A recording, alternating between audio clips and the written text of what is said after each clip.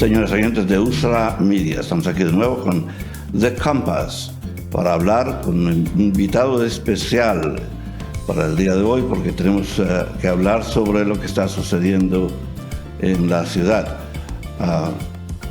My name is Fernando Mendez. My special guest today is Allan Domb. Bienvenido, Allan.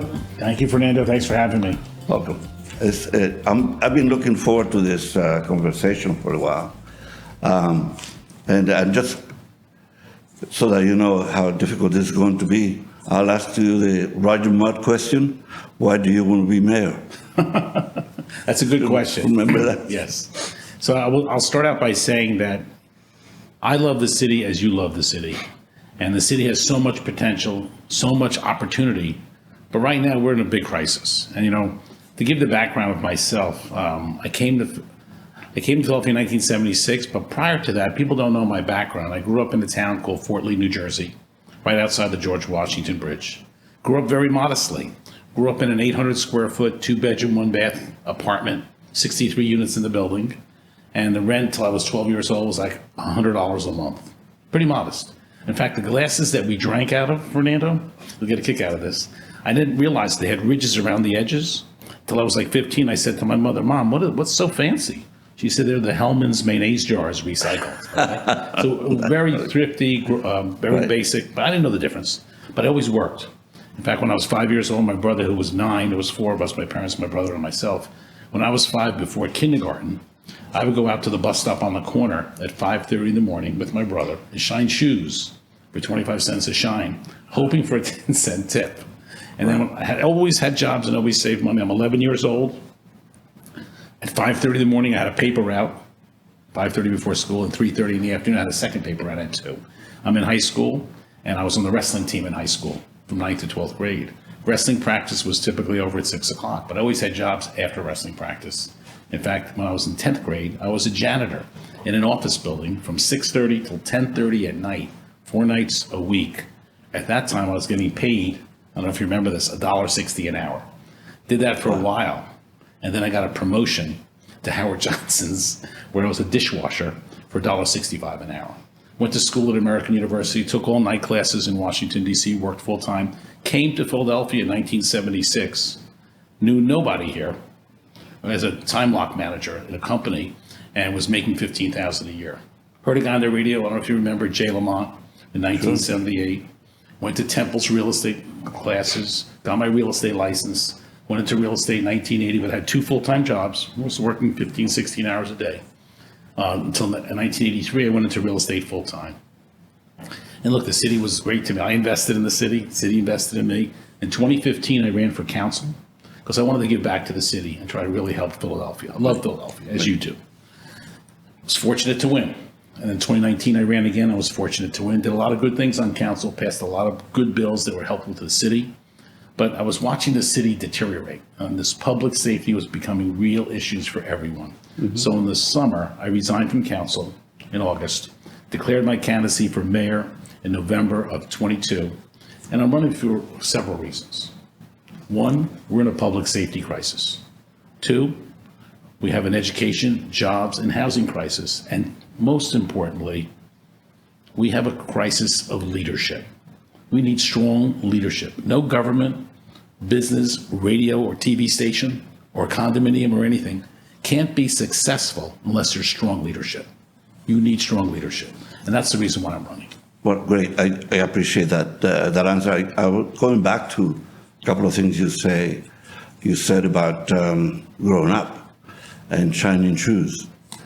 And I was a teacher at St. Joe's Prep for many years. I used to take my students to Mexico and Spain. So I remember the students going to Mexico, and you can see the boleros, the kids shining shoes, and they said, "Oh, that's the meaning." And my lesson to them is, they're making money. They need the money, otherwise they wouldn't be doing that. That's right. So there's no job that is too humble, too menial, if you want to make money. I agree with you 100%. And actually, that leads me into something else I'm going to share with you.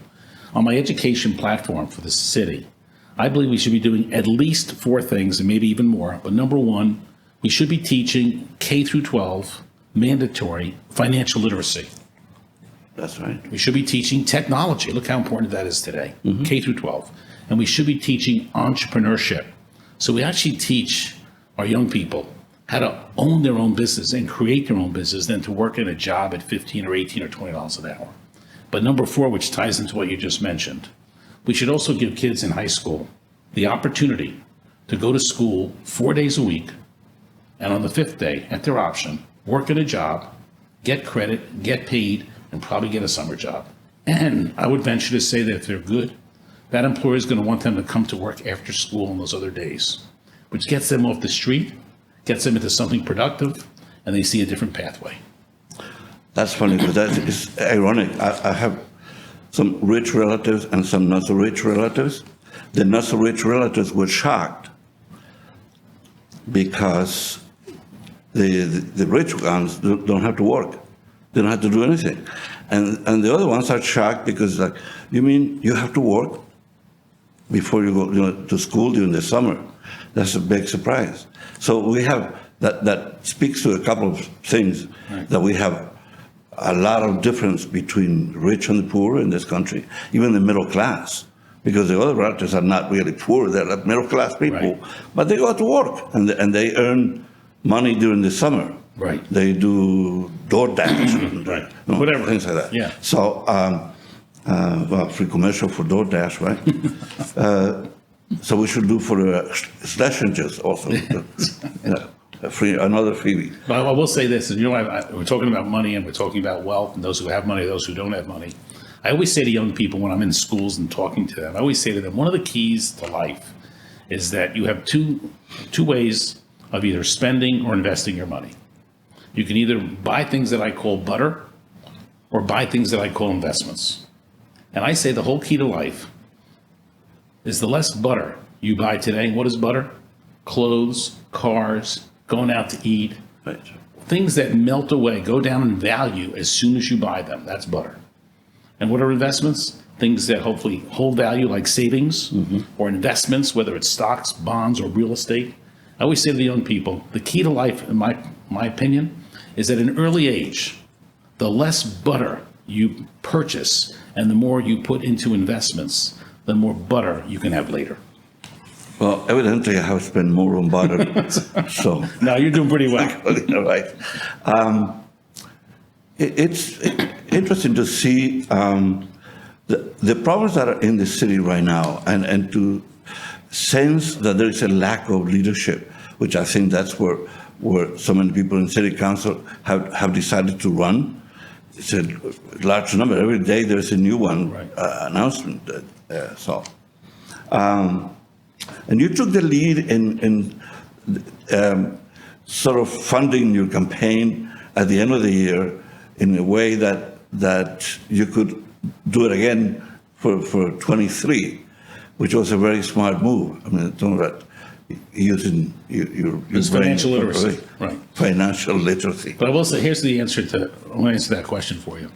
It's good to see so many people running because it shows that hopefully people really care about the city. Because I only care about what's best for the Philadelphia and our city. But I also think that what's important right now, we talk about public safety, that's the number one issue. When I go around the city, and I've been all over the city, it's all about public safety.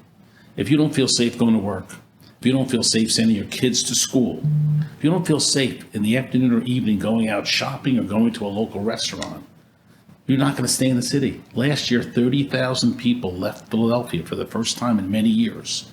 Half left because they didn't feel safe, and half left because the schools were not acceptable to them for their children.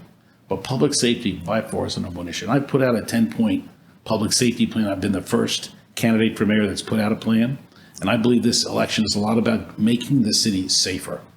I'll just share with you a few points on the public safety. I saw that, but before you go there, what, in essence, what separates you from the number of people who are right now throwing their hats into the ring?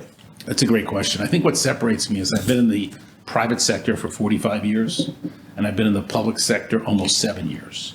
So I think the combination of understanding the private sector and the public sector and the ability to solve problems and get results and bring people together as a team to solve these problems, I think that's my greatest benefit asset I can offer the citizens of the city as mayor. I like to create situations where both sides win. Many times in government, we see winners and losers. Don't need to do that. We can bring people together, whether it's crime, whether it's good paying jobs, whether it's affordable housing, whether it's better education. We can bring people together to actually create great solutions and good results. In another context, I mentioned this Republican Democrat kind of division, that we all breathe the same air. Why is it so difficult for both to realize that we have to do a better job with the environment? Right. You know, I look at Philadelphia as one city. I am a Democrat, but if I'm elected mayor, I will be the mayor for everyone. Democrats, Republicans, Working Party, Independents, everybody, because they're all residents of the city, and I represent every one of them. That's all I care about, doing the best possible job, creating a better quality of life for people in the city. Right now, that quality of life is questionable. We talk about public safety. We talk about basic city services, whether it's trash, potholes, cleaning out the litter all over the city, just the basic things, even hospitality in city government. We need to bring back hospitality. I mean, we have to have a mindset. The best example is, and I wanted to do this, I asked the city to change how we answer the phones about last January. Let's change to this. 334 or whatever. When you pick up the phone, imagine this, Fernando. Thank you for calling the city of Philadelphia. How may we help you? I think half the people would drop dead if we answered the phone like that, right? But that's the hospitality we need. We lose some population then. That's right. Don't do that, because we need people. That's true. And speaking of that, immigrants sort of saved the city from appearing to lose a lot of population. Absolutely. Because so many of them came here. Right. And so are we going to continue to be a welcoming city for immigrants, sanctuary city, all that stuff that First, let me speak happened? about immigrants. Yeah. Immigrants are the backbone of our workforce. We need more immigrants to come into the city. They're hard workers. They do tremendous work. They come into the city and really provide for a very productive environment. Because one of the keys to the city, as you're mentioning, is we need to expand the base of people we have. Right. If we lost 30,000 people last year, those people were taxpayers. We lost 30,000 people who paid taxes in the city. We need to bring in really 20 to 40,000 new people per year for the next 10 years to expand the tax-paying base, so we can spread the cost of the city over more people versus having to keep raising taxes on the existing population. Yes. That's always going to be a difficult thing when you realize that you need to raise taxes as a mayor, as a governor. So I have a different perspective on that, Fernando. I actually believe that we have a lot of waste in city government, because I've seen it. I've seen, for example, about 5-6 years ago, when I raised my hand when the city made the switch from moving the police headquarters from 46th and Market to North Broad Street. And the city came to me, because I was on the committee, to approve a $90 million purchase of the Inquirer building. When I had known the prior buyer had bought it somewhere in the 20s, a few years before, I said, how's this worth $90 million? And I asked a basic question. You're going to love this. I said, where's the appraisal? You know, we didn't have an appraisal. Can you imagine? They were just going to dish out the money with that? No appraisal for $90 million. You need an appraisal by a $150,000 row home. No appraisal. Long story short, I negotiated the price down by $10 million. It should have been negotiated down by $30 or $40 million. Sure. It was, we wasted the money. And then 46th and Market, we go to sell it. I had then passed a bill, by the way, requiring the city to get appraisals on all things we buy and sell. We get the appraisal. It was worth like 25 million. We sell it for 10 million. I voted against it. But I also said, if we're going to sell 46 in Market, which we had invested taxpayer money of over $100 million. Over the years, I mean, yeah. We are selling it now for 10. We're taking a $90 million loss. That's insane. I said, if we're going to do that, at least only sell 50% and keep half the building. So as it gets developed, the city can recoup its investment in the equity buildup of the real estate. They didn't do that either. I voted against both bills. But so when you talk about raising taxes, I don't believe it's a question of raising taxes right now.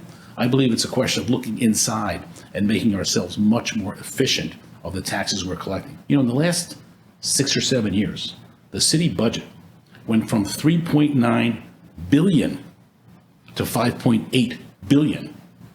That's over a 40% increase in 6 or 7 years. That's a huge increase. Yeah. And I would sit here today and say to you that most people listening to us today will probably say that the services they received in 2015 were better than the services they're receiving today after the budget went up over 1.8 billion. In that context, a different line of question here. Many times in construction sites around the city, I see police cars standing by with flashlights, you know, all around the city. So why don't we have like well-paid people who give us tickets every day in our cars, or other city employees doing that job? Why is the police sitting there? They are the best trained people we have to be probably securing schools and other things. Why are they standing at these construction sites? You're absolutely right. Let me give you the full police issue. I mentioned that to Maria Quiñones and she had no answer. I'll tell you the issue there. You're absolutely right, number one. We have 6,400 authorized police officers. Right now, sitting here today, we have 500 vacancies. We have 1,000 out on sick and desk duty, of which recently there was a court case where we're allowed to fill some of those jobs with civilians, which is what you're talking about. Right. Those desk jobs should be filled with civilians. We need those police officers out on the street. And those police officers that aren't doing like you're sitting in the car, they should be more like a civilian/security officer versus a police officer. No question about it. But we do need to recruit more police officers. That is a big issue, not just in Philadelphia, but across the country. I forgot who or when we were promised that there would be patrols, you know, foot patrolling around the city. And 3 years ago. You don't see it. The community service police like they have in New York. Right. Never happened. Why? But we do need it. We do need it. I will say this, though. The Center City District has supported that core of the city, not the whole city, just that core, with about 40 additional security people on bikes. You may have seen them on their bicycles. Right. Which has been helping a lot. What we need to do is some of the things that CCD is doing, we as a city should copy and duplicate for other neighborhoods, and the city should pay for it because the neighborhoods can't. Right. But some of these tactics and strategies work very successfully. Yeah, this is an important issue because, I mean, those people saying defund the police and all the ridiculous statements they make. I think if anything, we need more and more efficient police. But this is a case where also Latinos say, where are we? Right. Where do we have more? Are we recruiting more minorities? Not just Latinos, but blacks, Asians. We do need more people in the police department. Yeah. And whoever it is, would love to see more people apply for police positions. They're very, very well paid. I think the starting salary is in the $59,000 range, and you also have a lot of good benefits. I will say this about the police. God bless them. They put their lives on the line every day for us. Every day. And I am a supporter of the police department. I can't imagine getting up every morning not knowing you're going to come home that night. Yes. Yeah, my questions are not about the policemen, because I think they are great people. I think it's the administrators who put them in the place where they shouldn't be. What you're talking about is the root of everything, leadership. Leadership and getting results. What you're talking about is we need someone to go in there and solve the problems. Why are police officers doing desk jobs, for example? Yeah. They shouldn't be. We need them on the street. We also need something else, Fernando. We need community policing. We need to build back the trust of the residents with the police and the police with the residents and the businesses. And community policing means not sitting in the car.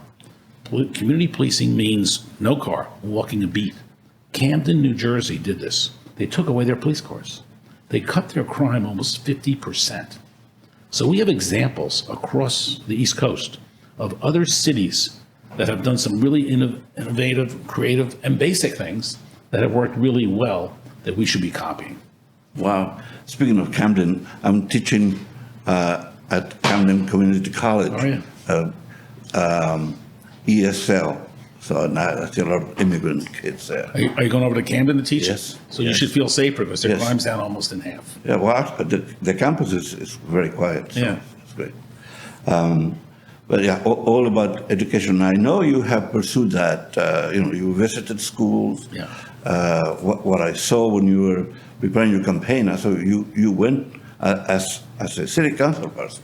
Well, you were I very much donated involved. I donated my salary to schools every year. So I would go to the different schools every year to visit them, see what's going on, and see how I could help them.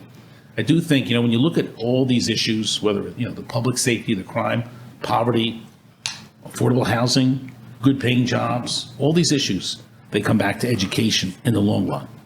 Because better education provides better paying jobs. Better paying jobs gives you the ability to afford the better housing and takes you out of poverty and reduces the crime. It all comes back to education in the long run. In the short run, we need to put in certain strategies and tactics to try to get this under control. Are we in better shape now than when the city lost control and the state took over? The schools, Yes. I think we're in a little better shape, not a lot better shape, but I think we can make a lot more progress. And I think what we need to understand is that we need more accountability in the schools. And we need to hold people accountable for the performance of our students. And we also need to bring back, not just what I'm talking about, having them work 1 day a week.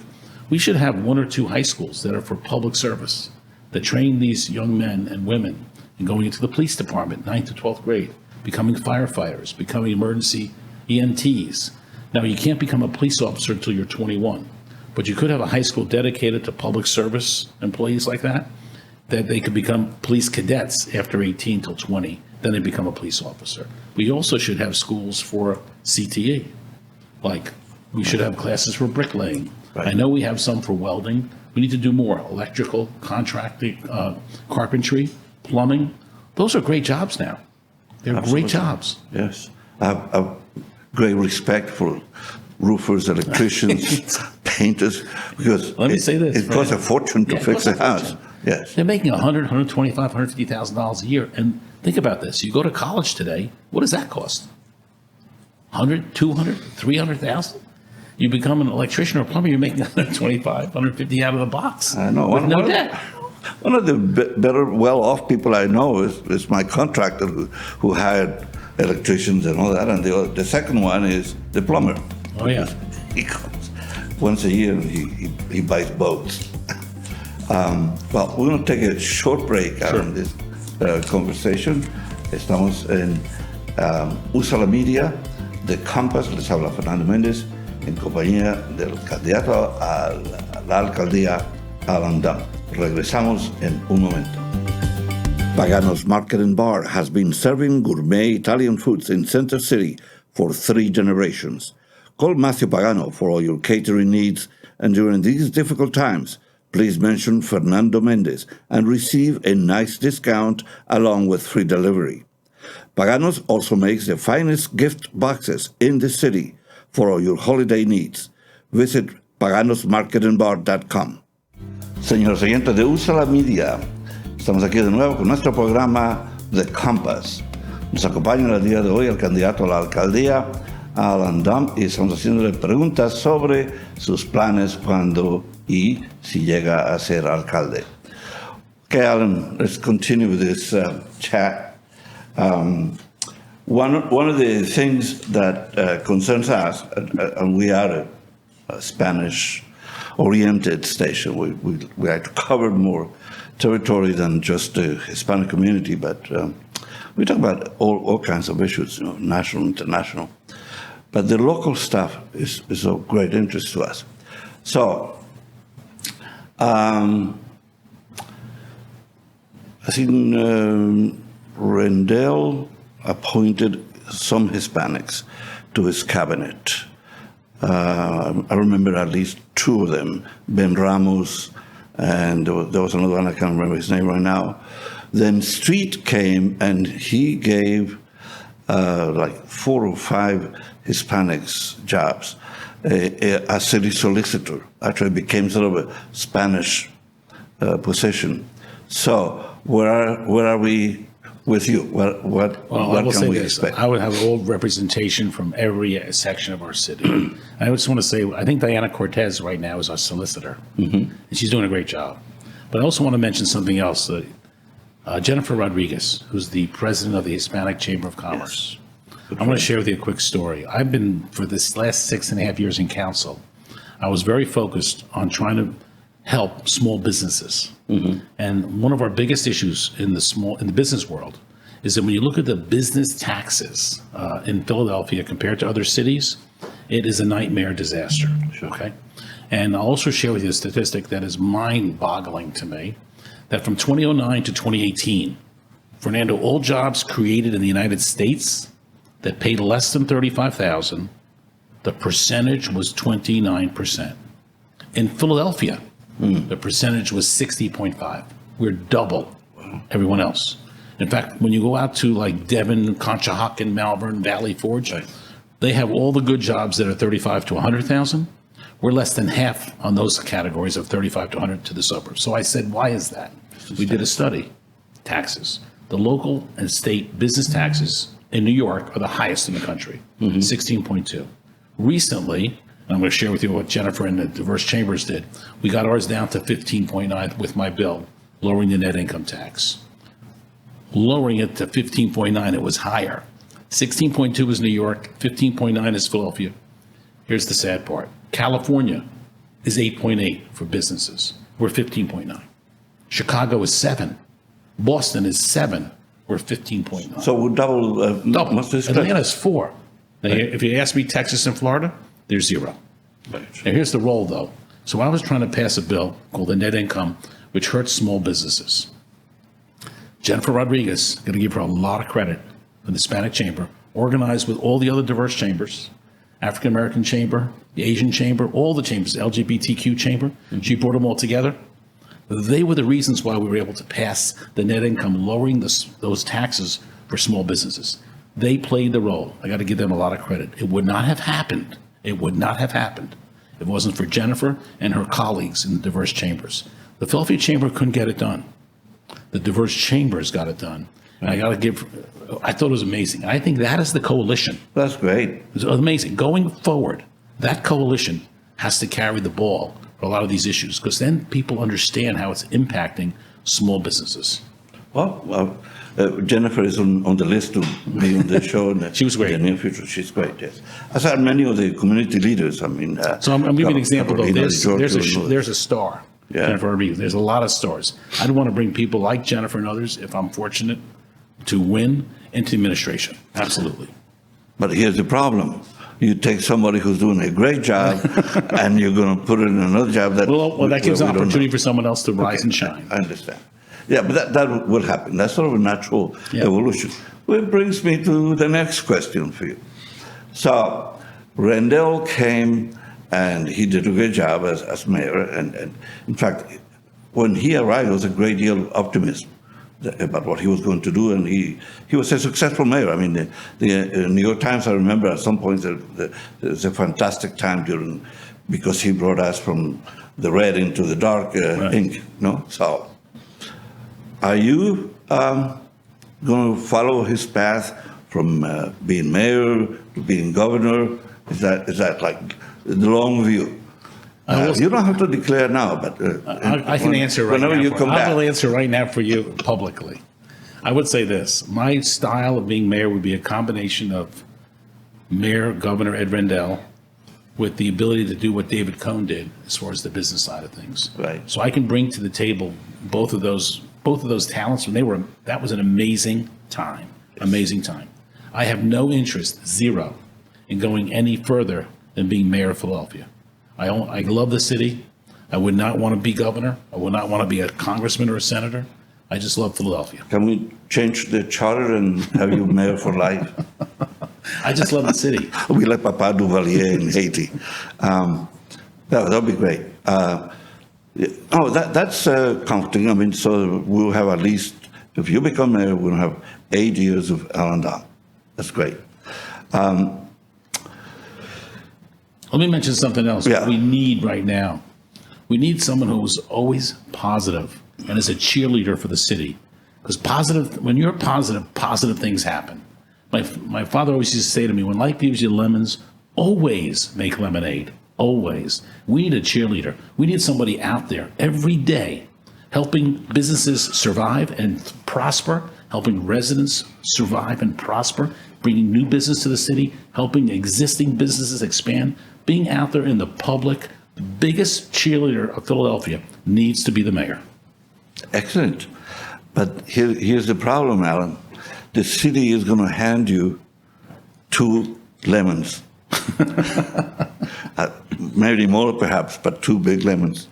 The gun situation, availability of guns, the violence with weapons, and the other one is Kensington and the drug problem.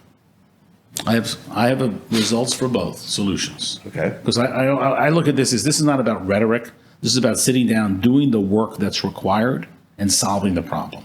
Let me start with the gun situation, the crime. One, there's probably 1,700 to 1,800 people on our streets that are in gangs. 90% are involved in drugs that are dangerous individuals. We need to focus on those individuals, take them off the street, and bring them to justice. That's number one. That's not a lot of people considering it's 1.6 million population. But those 1,800 are creating havoc. You know, 4 people were shot in Mayfair this week. 3 were killed. That was a gang over drugs, not even from Philadelphia. Right. Gang. We need to focus on that. That's not just Philadelphia. This is happening in most cities across the country. Number 2, we need to prosecute illegal gun violations. Remember that 14-year-old young man playing football in Roxborough High School? Right. Another one. Innocent. Life ended by someone who had murdered someone the day before. And Fernando, he had 18 prior gun violations. Why was he on the street? 18. And he was out on bail because he was drunk driving and hit someone and killed them. Why was he out on the street? So that's number 2. Yeah. Number 3, we talked about getting police on community. On foot. On foot. Yeah. Number 4, we need to fill the vacancies. Number 5, I did not talk about yet, and that is when I was on council, we were investing over $200 million in violence prevention programs. I put in a resolution asking the administration to have our academic institutions like St. Joe's, like Drexel, like Community College, like Penn, Temple, all of them, to analyze the $200 million and tell us what's saving lives and what is not saving lives. I mean, if you and I had $200 million and we invested, would we not be checking that investment to see if it's working? We haven't done that. Can you imagine that? $200 million? Yeah, you probably have that in your right pocket, but you can do that. I don't have that. But the city has it.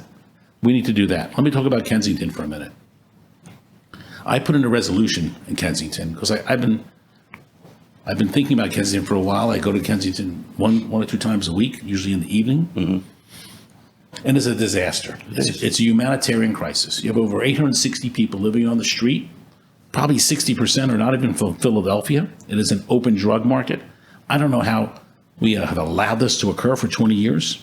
I had conversations with Governor Wolf because I was trying to think, how do you fix these problems out of the box? And I looked at this problem and said, this is worse. Think about this, Fernando. Kensington is worse than any hurricane, tornado, or flood that occurs in our country. It's worse. More deaths, more devastation. More persistent. 20 years. Yeah. I mean, think about it. Flood comes in and goes out. It's a week. Yeah. Hurricane comes in, it's an hour. It's 20 years. So I put in a resolution basically trying to figure out how we could declare it a FEMA site. Mm-hmm. So we could get federal funding, state funding, local funding, law enforcement, drug enforcement in all jurisdictions with community partners to work together and develop a Marshall Plan. We don't have a plan. Right. How do you do things without a plan? I don't understand how you need a plan for things. You need a plan, for example, to take those police that are on the construction sites and put them on the street and you need plans for these things. So I put in a resolution passed by council calling upon the mayor to declare a state of emergency in Kensington, trying to get it to be a FEMA site. Right. Spoke to Governor Wolf about it. He said, I'm not sure it'll go, but it's creative and it's worth a try. We could never get the mayor to make the request. He didn't think it would be successful. And I come from this perspective. I always feel that no is an objection to get to yes. When people tell me no, I just need more time to get them to yes. That's it. There is no no. We have to keep fighting. And so I do think there's two issues in Kensington. There's the supply and there's the demand. The demand are the people that are using the drugs. The supply are the drug dealers. Mm-hmm. And on Tuesdays, they give out free samples, the drug dealers. That's how creative they are, so they can get customers. Right. We're never going to solve it if we don't shut down the supply. We will never solve Kensington until that supply is shut down. So we need federal, state, and local to shut down not just the local corner drug dealers, the bigger ones, and make it uncomfortable and make it that they can't go to Bridesburg or any other neighborhood. They need to leave the city. That's why we need federal help for this, especially considering 60% of the people in Kensington are not from Philadelphia. This should be a state and federal problem that they help us. For the people that are addicted to drugs, we need to get them into treatment. And the drugs are coming from across the border. So we have an immigration problem. We have an immigration. That it also means a drug problem because a lot of that stuff travels easily. Last night I was at a Mayfair community meeting of the violence that occurred in Mayfair this week. 3 people were killed. It was a drug situation. 1 was injured. But someone I know, a resident of Mayfair, was in the audience. And after the meeting, he came up to me. I'm going to say he's 55 years old. And we were talking, and he says, Allan, my son who's 30 is addicted to drugs. And he said to me, I can't get him off. He has 3 kids, and he's living out in Kensington. I can't get him off. He said, I go by there every day to see him. He won't come in. And he said to me, now I noticed on his hand, he's missing a huge piece of flesh from this new drug. Oh, yes, I saw that. And I said to him, I didn't know what to say. I said to him, his name's Jim. I said, Jim, you want me to, I'll go with you. I'll try to help you. He said, I've tried everything possible. We need to cut down on the supply. These people that are the drug dealers are killing our people, killing them. And we need to I think we need a Marshall Plan, and we need someone who's going to be in charge of Kensington and cleaning it up over the next 6 months to 12 months with no tolerance. Well, we have a Democratic president which would help. I believe you absolutely. Congress is a question mark because now in the hands of Republicans. I don't know. And we need, look, here's the big executive order from him. I don't know. You're going to have next week a new governor, Josh Shapiro. Yeah, that's true. And I think you can get Josh. Josh is a good guy. You'll get Josh on board with this. And I think we can get the cooperation to get this done.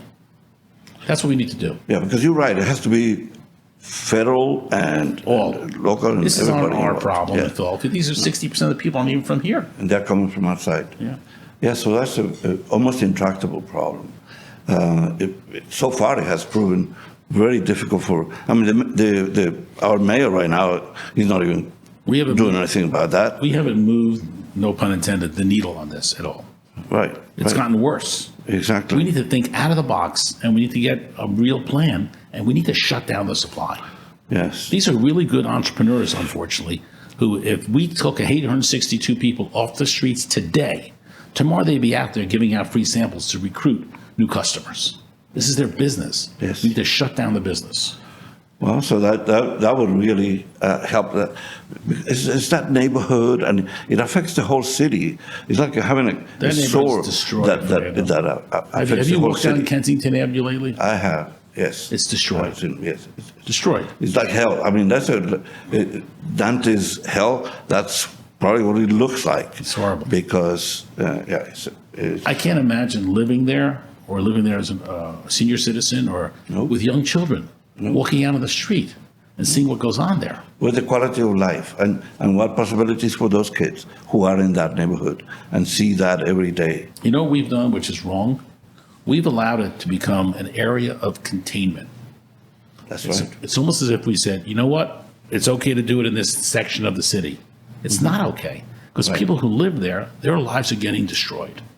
So it's unfortunate that we have to wait now, because I sense that you have a great plan for this, that we have to wait so long for anything to happen. Day one, when I'm mayor, I will declare a state of emergency in Kensington and start immediately in the first 100 days to clean that up. It's unacceptable. How can we put pressure on the present mayor to do something right around? I've tried to do that when I was in council. And nothing happened. No.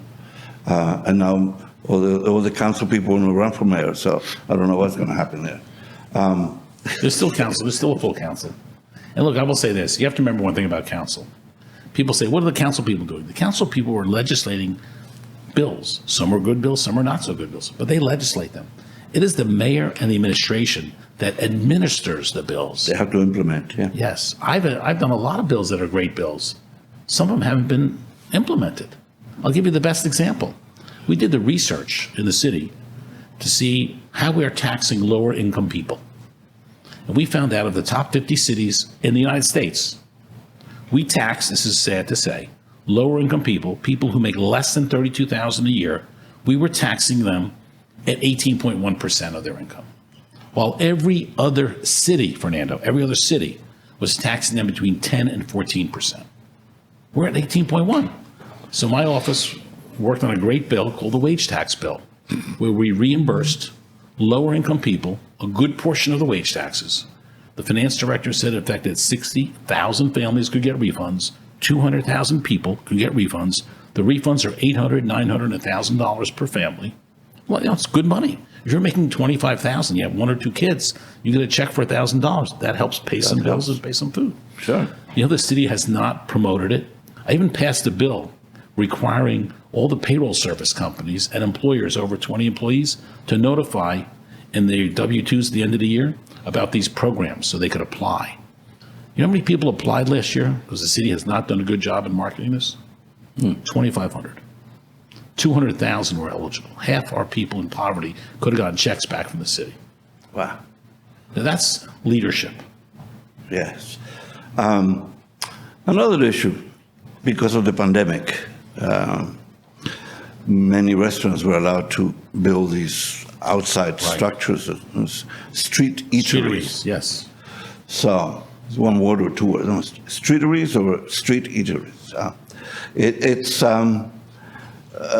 surprising to see the number of people who did not apply. Many were eligible. How many applied? 25,000, something like that? Yeah, 25 to 50 applied. Well, let me give you the back. So, The streetery, here's what happened. In April of 2020, the pandemic was about a month old at that point.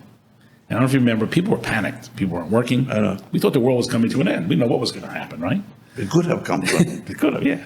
So actually, I was looking over the economy and I was noticing that law, technology, even real estate to a degree, not so much then, no, but others, life sciences, were still able to carry on because they were in a business that didn't require face-to-face contact. They were okay.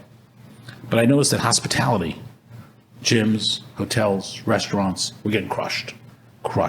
So I called together, this is how this happened. I called together a Zoom meeting of about 150 restaurants and hotel people and gym people on a Zoom. And this is my style of how I would govern. And I said to them, what do you need from government to help you survive? I'm not going to tell you. You tell me what you need, because I was always found in the private sector, when you talk to the people that are doing the work, they'll tell you the solutions to the problems. Right. Always. So they said to us, we need the ability to provide outdoor dining so we can continue. We'll just eat outside the restaurant. So my office worked on the legislation. We put forth that streetery bill. And initially that streetery bill was for every location in the city. You could have outdoor dining. We put in the bill that restaurants, when they applied, had to have the city approve it in 3 days. One of the first times we put in a time frame. 3 days. I didn't want any red tape. Right. 3 days. And you know, the city, to their credit, approved 862 outdoor licenses within 3 days. Wow. It's amazing. And you saw them flourish. Right. Now, we had to renew the legislation. I put it in again. I wasn't on that committee, unfortunately. They chopped it down a bit and only kept it to certain areas and required you to go to your district council person in other areas, which I was not a fan of. I was against that, but it did pass that way. I didn't have the votes to stop it. When I left council in August, I feel like we lost a champion for the hospitality industry because there was no one pushing back on all these regulations the city put in place who really understood it and was able to bring people together. And look, I will say this, Fernando. Governor Rendell has been extremely helpful to me in my career. I always ask him for advice. He told me back in 2015 some of the best advice. He said, Allan, do all the work and give out the credit. Very smart, very smart. And so on the streeteries, we tried to do that, do the work and give the credit out. But when I left there was no advocate for the streetery bill. And what happened was the administration came up with all kinds of strict regulations and application processes that became too difficult to operate, just too difficult. They're all a lot of them are going to go away now. I have a few friends who have restaurants, and that's what they say. It's confusing. It's confusing. Nobody knows what's happening. Imagine this: we go from 3 days you got to approve it to now like it's a dictionary of how you have to get it. Go through the process. I think it can be saved, but we need an advocate in there. When I'm mayor, I will be that advocate because this is business. What we don't understand sometimes in government. Yeah. The people who work in the hospitality industry, Fernando, they live in Philadelphia. It's their jobs. Right. 98% of your people live in the city. No one from Wayne, Pennsylvania is coming in to be a server at a restaurant in the city. What is worrisome, like with the Kensington problem, is that the lapse of time. In the meantime, this gets more and more serious. The problem persists, and you don't see any action. In these restaurants, many of them, they don't know what to do. They can't survive in that environment. And they will not survive. I know. So we're going to lose more of those, I'm sure. We need, in government, we need more of what's called, I call it DIN and a sense of urgency. DIN is do it now. Because I also see and it's a whole different topic. I see Ukraine right now, and people say we're going to do this, we're going to send them this. They're dying right now. What do you need to see in order to send more weapons? You're right. So I don't know. So here we are. The weapons here are, a new administration that will bring more energy and more solutions. But I also think it goes back to what we originally said. It's all about leadership. When you have leadership who are results driven, you're going to have a different type of leadership. You have to get a positive result. You have to solve the problem. Not just talk about it, but actually solve it and get it done. And, we've talked about Rendell a couple of times, and one of the things that he was accused of beautifying Center City and neglecting the neighborhoods, which is not true because he did a lot for the services for everybody. But I like the idea of the Center City is a showcase because we have, national monuments and we have business corridors and all that. It's important to bring the center of the city to life. And all these empty lots as a result of fires and... You know what people don't always realize? And John Street told me this. John Street was a very good mayor. John Street said to me, I love when they build new buildings in Center City because that means jobs for the neighborhoods. Mm-hmm. Everyone benefits. And when people have jobs in Center City and they go back to the neighborhoods, you know what happens? Those neighborhood stores benefit because they are spending money in that local economy. So by building the economy across the board, every neighborhood benefits. It's not just about Center City. When you have thriving Center City, a lot of the people in the neighborhoods work in the jobs in Center City, come home at night and have spendable dollars to spend in those local stores. So the economy of Philadelphia connects across the board. Yeah. Well, Allan, I want to say thank you for this chat. Thank you for having me. It's great. Very interesting. And I hope if and when you become mayor, you come and, I'll be happy to visit us, and we have another few chats about this. Thank you very much for coming. Thank you, Fernando. Thanks for having me. It's great. Thank you.